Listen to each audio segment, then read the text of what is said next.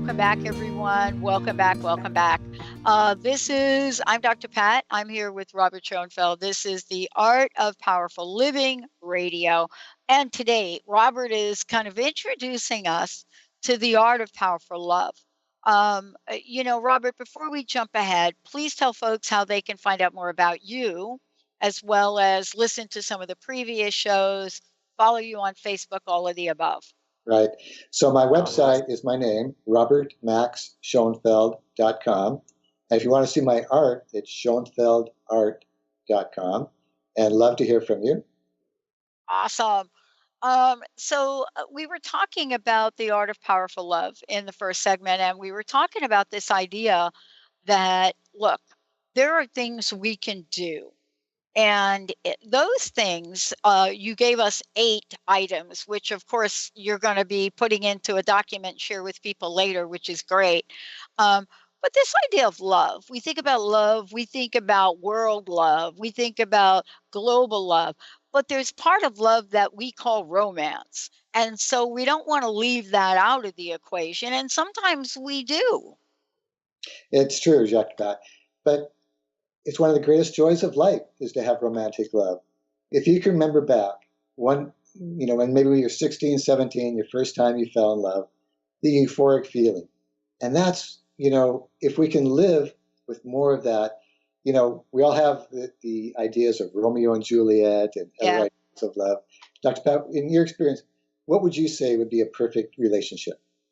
Not a perfect relationship, but one that brings in that joy of romance and exhilaration and wonderful love. I think for me, my life, I've been very fortunate to have somebody very, very close to me in my life.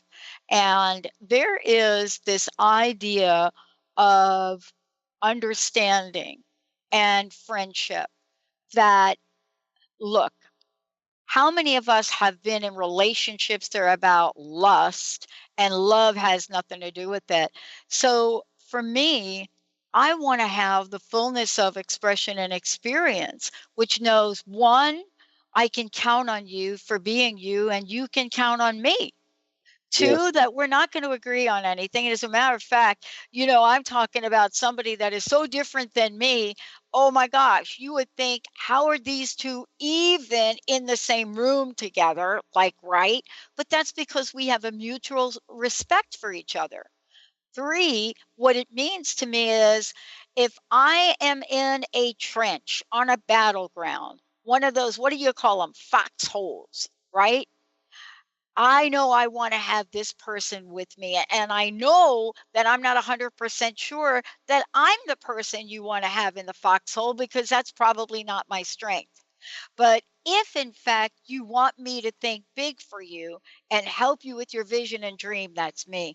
So I think that when I think about this and I think about this relationship, it is a relationship that's not built on compromise, but that's built on doing things with each other, for each other, in a spiritual connection as well as a physical one.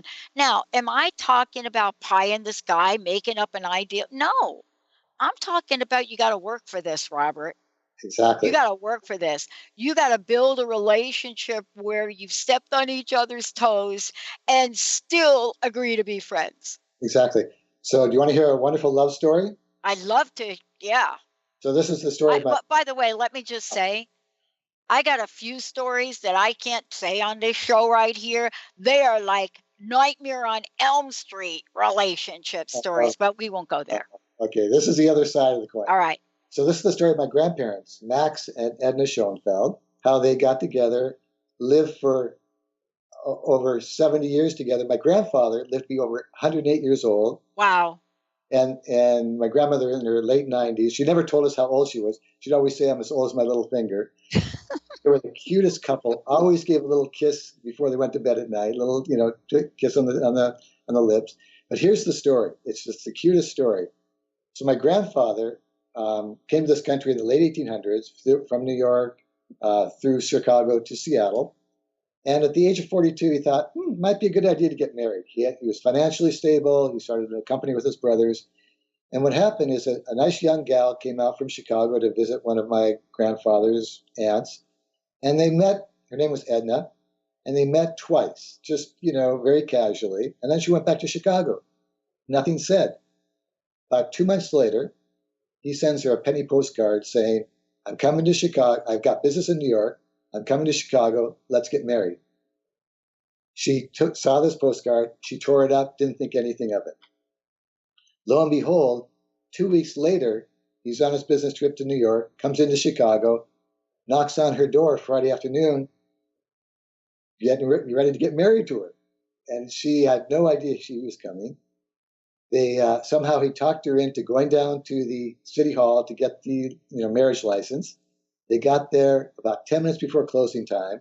There was a big line, but somehow they got to the front of the line and got home that Friday night. Saturday night, they got married. And the next day, they were on the train to Seattle and lived a happy life for 60 years. The most amazing, wonderful couple you'd ever want to meet.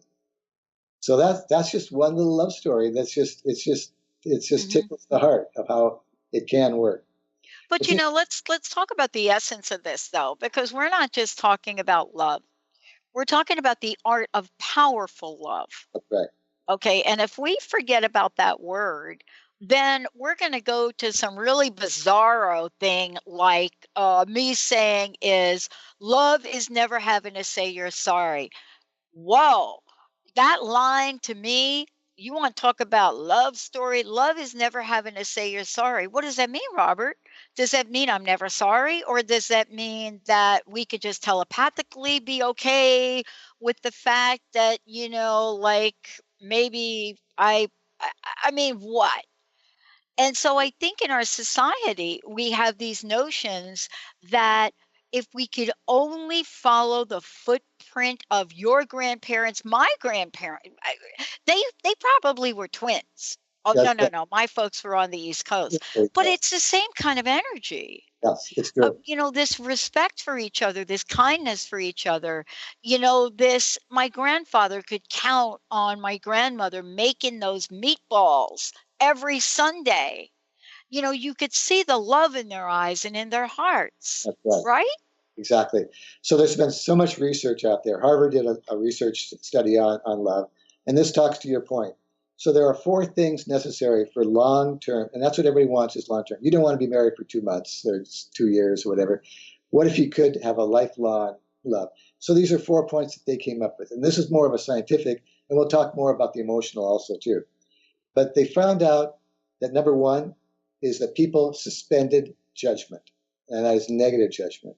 There's a part of the brain that actually can be controlled through dopamine that suppresses negative judgment. So they only really saw the beauty and love and joy of their mate.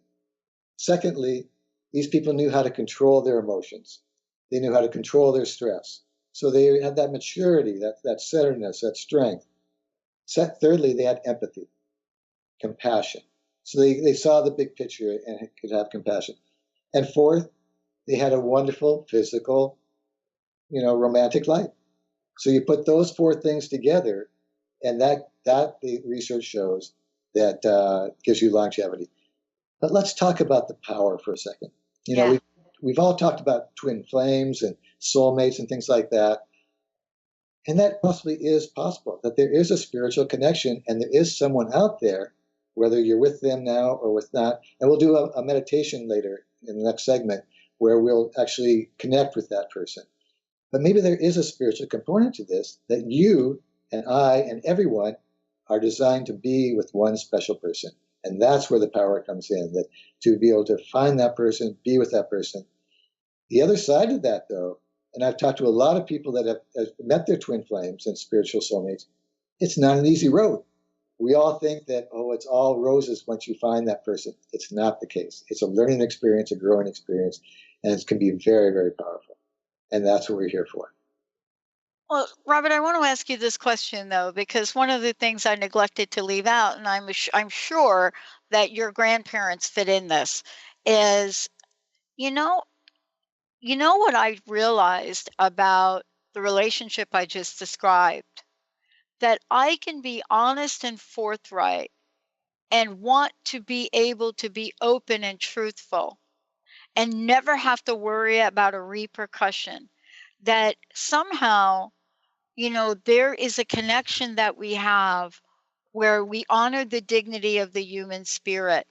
And, the question really is, how do we learn that and get through the tough times? Because your grandparents, my grandparents, and me as well, you as well, we've gone through some hard times in our lives. That doesn't negate the fact that we have an ability to express powerful love. When we come back, Robert's going to take us through a meditation to get us into the space where we can honor and be present for the love around us. Let's take a short break. We'll be right back, everyone.